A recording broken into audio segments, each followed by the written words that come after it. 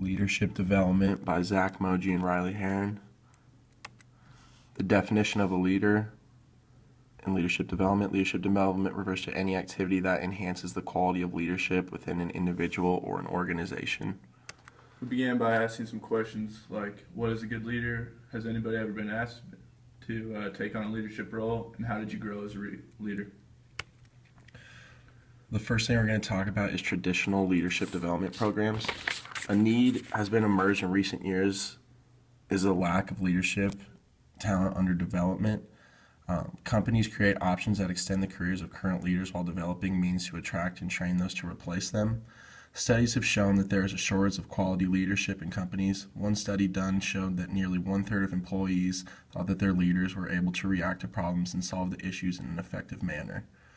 Organizational behavior and HRM experts are being asked to identify methods to train leaders to meet recent challenges. One example of having to replace leaders at a moment's notice is in a plane crash in the Balkans that killed 16 corporate executives.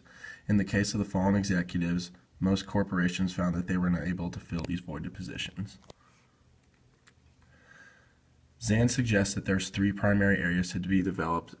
The three primary areas to be developed are knowledge, trust, and power, also known as the leadership triad.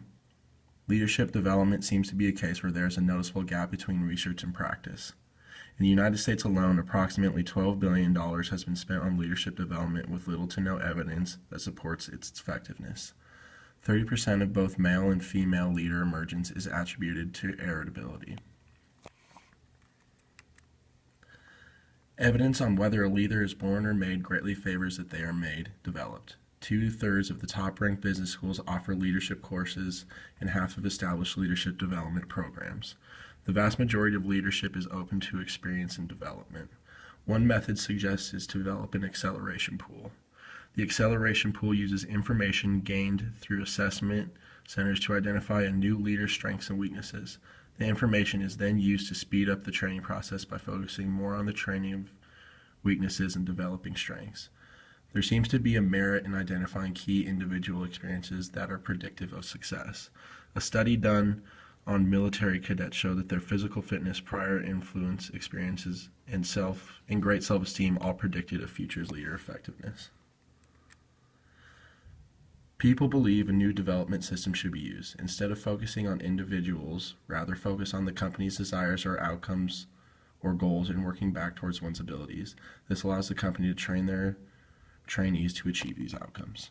And next, Zach is going to talk about contemporary leadership development approaches. All right, one modern approach to leadership development is centered on competencies. Three ways that competencies have been derived are research-based, strategy-based, and value-based. Research-based competencies are derived from behavioral data gathered from successful leaders. Strategy-based competency models derive information from key informants regarding strategic company issues and directions. The value-based model focuses on the company's cultural values as interpreted by company leaders. Briscoe and Hall argue for a need to go beyond these three with what they call meta-competencies. Under this new approach, leaders would be trained using a learning model-based model. Contingency learning emphasizes flexibility and identity so that the leader is able to learn how to learn and change with the environment. Avolio and Luthen's ALD leadership approach gives attention on how it can be developed. They define ALD as the process that draws upon a leader's life, course, psychological capital, moral perspective, and a highly developed supporting organizational climate to produce greater self-awareness and self-regulated positive behaviors, which in turn foster continuous positive self-development resulting in veritable sustained performance. It emphasizes that one life course of events plays a big role in ALD, but also that life's both planned and unplanned moments can be accelerated.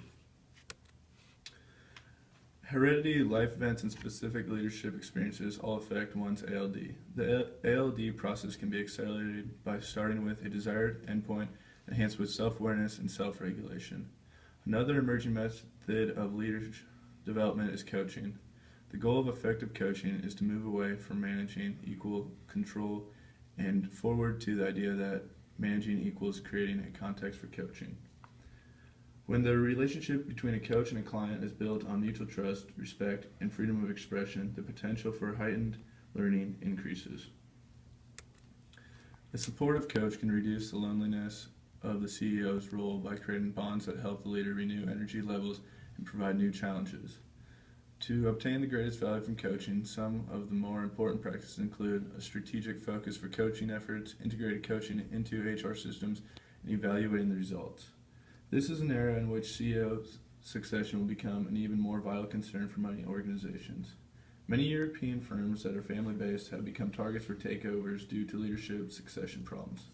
Coaching systems can be effectively used to identify and place the right new chief executive into the job.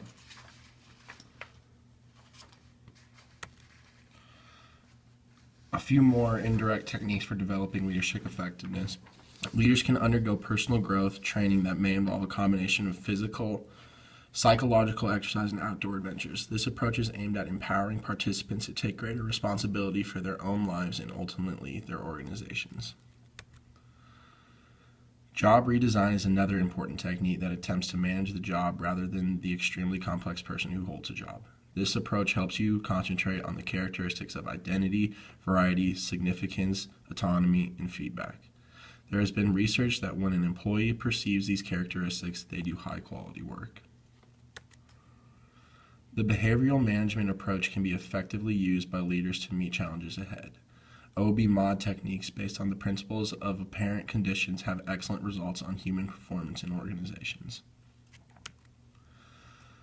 Besides drawing from established job design and behavioral management approaches, the search for effective leadership practices has recently gone to some unusual sources for leadership wisdom. Leadership lessons from Star Trek and The Sopranos have been examined.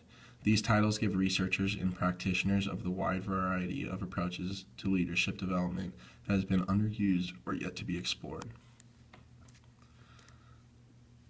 That's our presentation, and we hope you learned a little bit about leadership development.